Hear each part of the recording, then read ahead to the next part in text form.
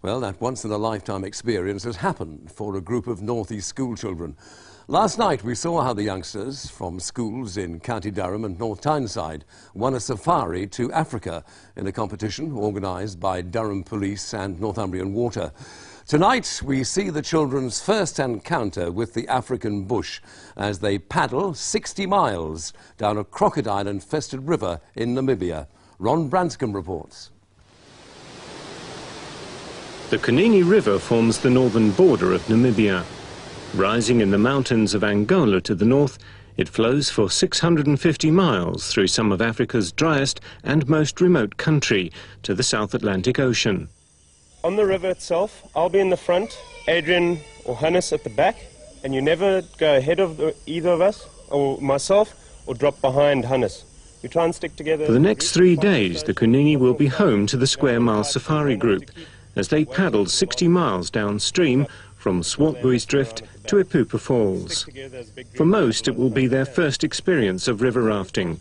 Some are not good swimmers, and there are other dangers. Please do not dive in the river or swim at any stage, because you've got those guys with the big teeth, crocodiles.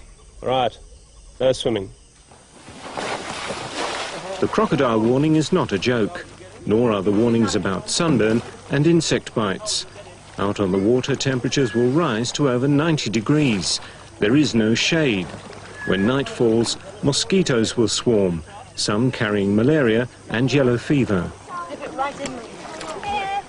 Under the instruction of 5 professional guides, the Square Milers set off on their big adventure. You guys right there, Kevin?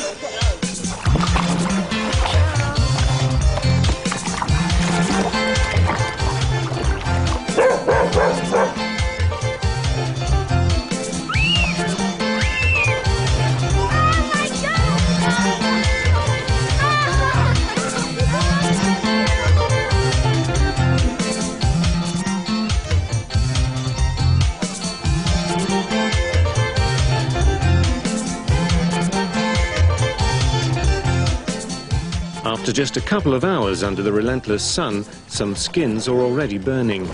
Tiredness is also setting in, but there's 55 miles still to go and no choice but to paddle all the way. The first rapids are a gentle introduction that allow the group to practice skills they'll need in earnest further down the river. By the end of the 3 days, they'll have to be good enough to stop just yards from the edge of a 300-foot waterfall.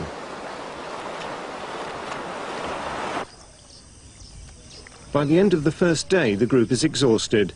The weakest have to be towed in. A hard day at the office. Everyone is sunburned. Some just want to go home.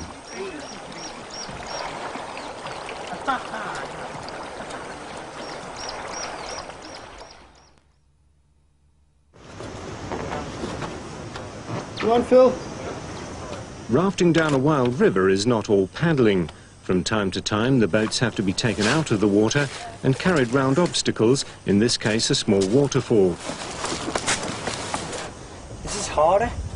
The other wheel was easier. While the boys from Pelton Comprehensive tackle the back-breaking task of shifting the rafts, the girls from Wellfield Middle School bring all the waterproof drums full of food, drinks and dry clothes.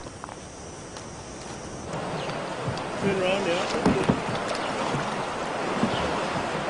Okay. Single file. Yeah, boy! Back in the water and with their paddling skills improving as each hour passes, they face their first serious test of nerve.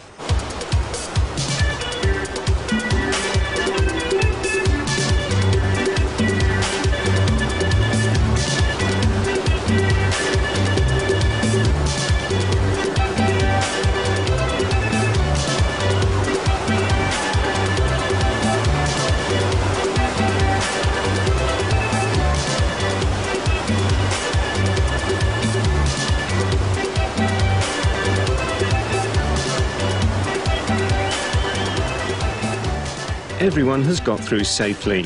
Suddenly, the mood of the group changes. Backbeat, the word is on the street that the fire in your heart is out.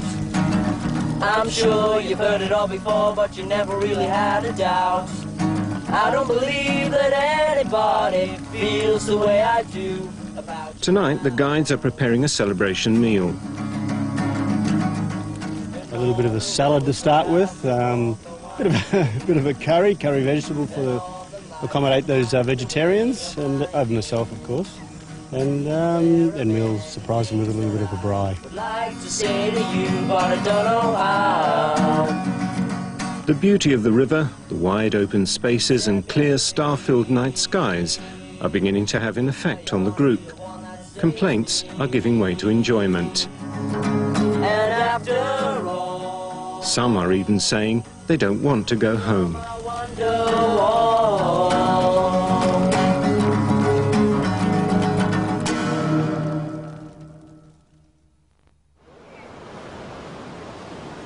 This is journey's end for the rafters and their most difficult challenge, because just yards from where they must stop is the biggest waterfall on the Kunene.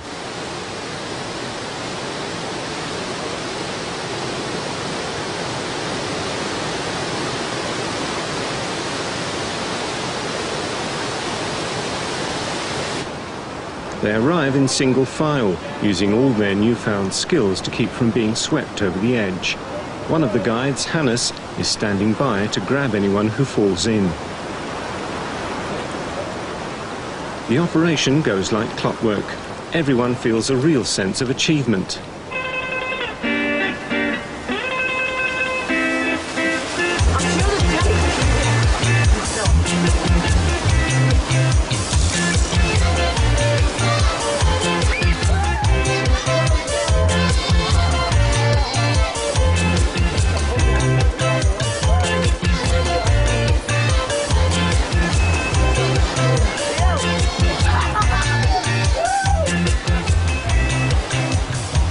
In tomorrow night's programme, we'll bring you part 3 of our African Safari special, in which the Square Milers visit a traditional Himba village and come face to face with a live cheetah.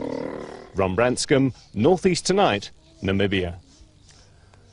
Some brilliant pictures there. The cameraman was Dave Dixon. Well done, Dave.